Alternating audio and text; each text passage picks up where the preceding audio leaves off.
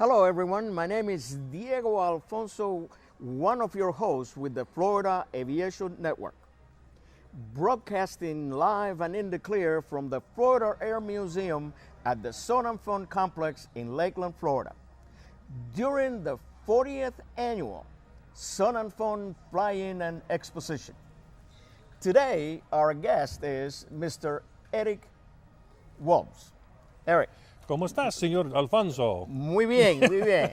Eric and I, we go back quite a few years. I think this will be probably one of the easiest interviews. Yeah, we probably shouldn't go back there at all, actually. Yeah. Our hairs were very dark and our bellies were not there, that type of thing. Yeah, this is the good camera, right? Which was the skinny camera? Oh, anyway.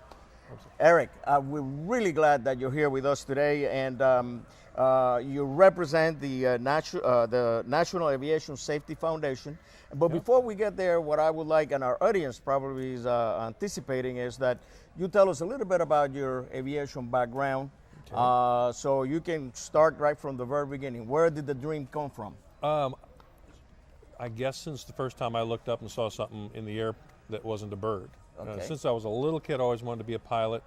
I started taking classes at the University of Florida back when, oh my gosh, what were we paying? It was like $15 an hour for a 150, and the instruction was only like $10 an hour. And I stopped because I couldn't afford it. Holy cow! It wasn't until later that I finally got my my private pilot's license, and I never got above that because there really wasn't a use for it, right. And it's always been just a passion and a hobby. Back then, and this was, golly, how long ago was this? This was like 20 years ago. There were the aviation safety seminars where you could get your wings, the wings program, and I was one of the people that organized those, and in fact, it was out of that this organization, the National Aviation Safety Foundation, came about. At first I think it was called the North Florida Aviation Safety Foundation, yep. And then the Florida Aviation Safety Foundation, and then the National Aviation Safety Foundation.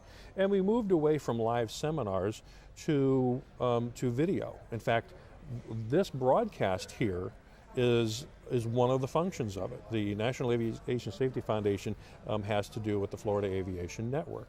And now instead of doing the live broadcast, and we do still do some here at Sun and Fun and other places, most of our time is spent putting together seminars that are recorded so that everyone in the country can enjoy them. And we have, in fact, I'm not the expert on that, but very frequently there are programs and seminars that go out either over the internet or out over the satellite. And so that function has continued since then. And even though I am an attorney and a pilot with still fairly low hours, I'm not an aviation attorney. Okay. And so that's what brings me here today.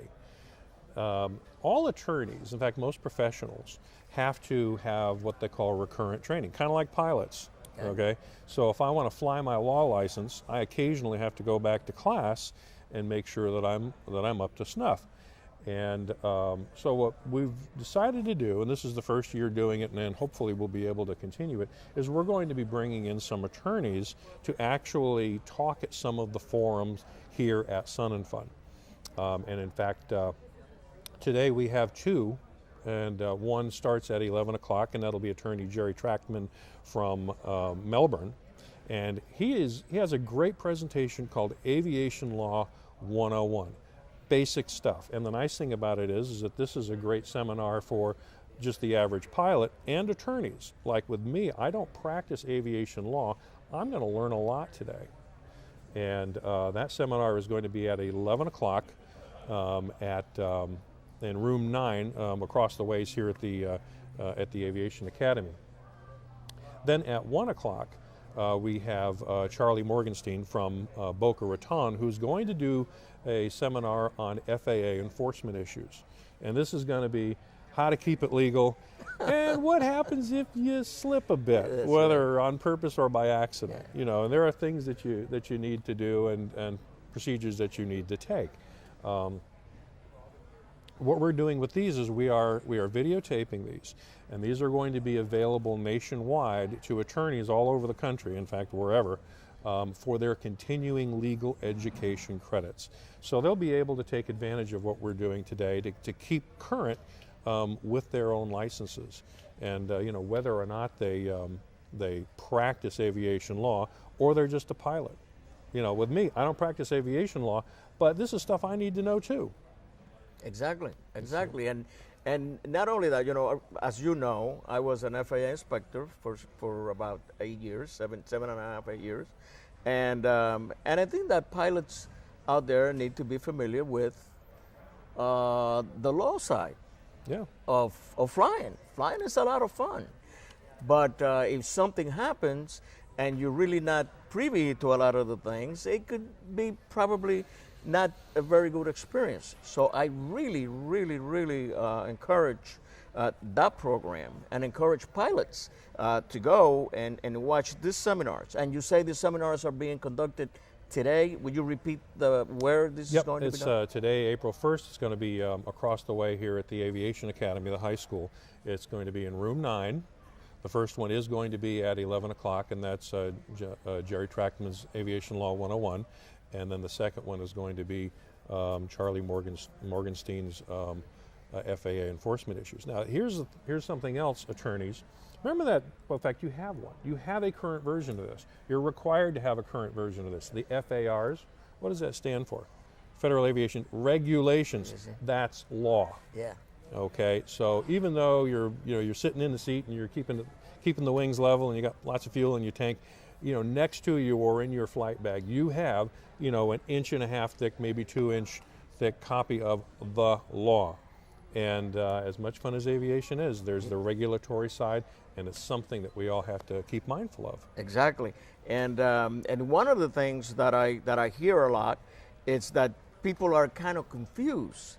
They're confused about regulations, because they're kind of open to interpretation, so to speak. And you're probably familiar with this, watching out there. The idea of the regulation is to kind of guide the pilot to do the right thing. But then you have interpretations of it. And sometimes when I do seminars, I have a lot of pilots say, well, I'm confused about this, am I confused about that? And you know what I tell them? I said, you know what? It's good to be confused. That means you're paying attention. Well, not only that, but here's my take. The take is, for instance, in my country, everybody knows the law. There is no confusion because we have too much government. Mm-hmm. Here, it's okay because we're regulated. I'd rather be regulated than mandated. You know what I mean? And that is a big difference. So that's true. I really, really, really applaud you and the organization for taking that course. Now, tell us what is the future of the National Aviation Safety Foundation? Pretty much doing the same thing that we are doing, but branching out a little bit. The interesting thing about this is that the technology has changed tremendously.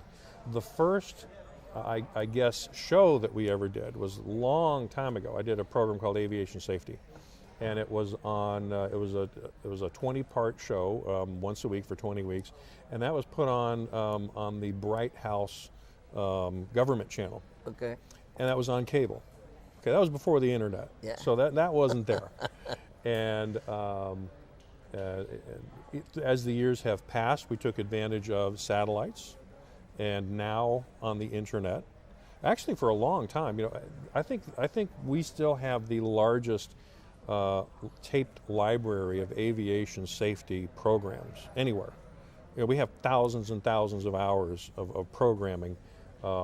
In fact, for a long time, that was the easiest way to do it. We would tape it, someone would request a copy, and we'd send it to them. Yes, I remember those days. Yes. I wasn't too long ago, I was moving some of those boxes, and they're still there. And now with the internet, it is much easier. It really is. In fact, the seminars that we're doing today are to benefit the National Aviation Safety Foundation in its safety and what it intends to do. In fact, those seminars are going to be available for you attorneys out there for credit on MyLawCLE. Sounds just like it is, mylawcle.com. And it's going to be available for credit for the next year. Okay. Until we come back next year and do more. And hopefully, really the focus of what I want to do is I want to make this the National Aviation Law Summit at FUN Fly-In. And so that's what my own personal goal is. And the organization is to put the word out on safety. Keep everybody having fun and not becoming mentioned in regulations or statistics. That's right. Probably, I'm just going to change a little bit Right here, ahead. but I'm just going to tell you about something that probably you've forgotten already, but many, many years ago, my son had an engine failure in Orlando. I was there that day. I know. I remember. I know. Not only you were there, but I have a copy. I had a friend of mine who worked for Channel 9 at the time, and he made a copy of all the television coverage of that incident, and you're there. Yeah, Actually, you were interviewed by I don't remember if it was Channel 9 or Channel 2, and we were watching this the other day, and there were you. Really? So, wow. I have a copy, so I'd probably make a copy that would be fun to and see. send it to Yeah. you. Okay, now before we go, would you like to tell our audience how can they help the National Aviation Safety Foundation? Yeah, that's a really good question because even though we are based here in Central Florida, our office is in Orlando. We do most of our actual activities here at Lakeland. There really is a need for help nationwide because there are things that we could do. I guess probably the best thing to do would be to contact us and talk about the type of programs that we can do in their particular areas. We also love to work with companies, putting on programs with the help of companies around the country, and it works two ways. They may have a product or a location or something that we can use to talk about safety with, and this would be a great way for them, to get a little bit of PR for their company. But just even volunteers and different things. I'm not exactly sure what the best phone number to call would be, to tell you the truth. Okay. And we will figure that out. Actually, I'll throw my phone number out there, and I can certainly refer. Okay. My phone number at my office is area code 407-894-1002. That's 407-894-1002, and yeah, we're looking for talent in all forms, shapes, and sizes. And we'll figure out something that everyone can help with to promote aviation safety. Eric, we have come to that point in the program that we're going to have to say goodbye, and we're so glad Thank you that very you much. were able to come here, and also we're so glad that you're conducting that kind of a operation, so to speak, as far as safety is concerned. And have a great day, enjoy yourself, and thank you very much for watching, and we will be with you shortly.